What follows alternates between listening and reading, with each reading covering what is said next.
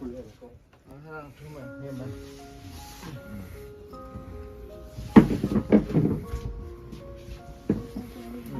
Hay, cái sự cái mà hay.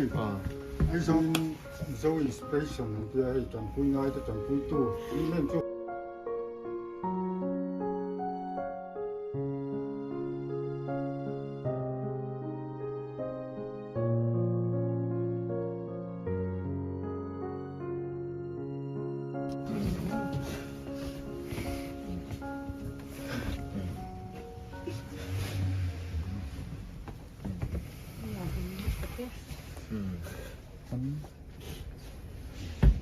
Gan chào nghe. Bây giờ cá pan nhẹ cũng sẽ được. Cá sấu phun miệng sẽ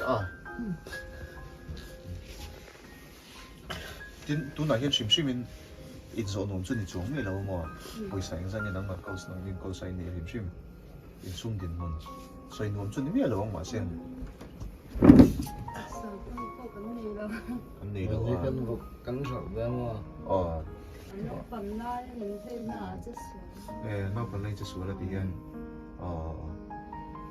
cái bộ này sẽ là thì hian chẳng chỉ cái gì sẽ là anh đi polo cho sầu riêng từ đó ngay là tất cả và cả chút chung in thì hian thì chung point nào tiền tục sắm sắm vào đâu thì hắn frame để thei avangin là siam để thì hắn việc là chung như vậy.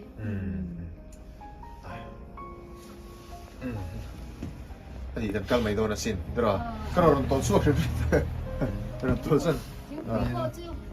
Xin nha. Ngay rồi. Pheikhawk siam.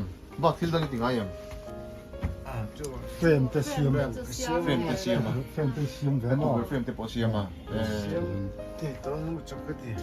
siam có siam thei tawh lo. Nè tụi nó cho hay ama quay con.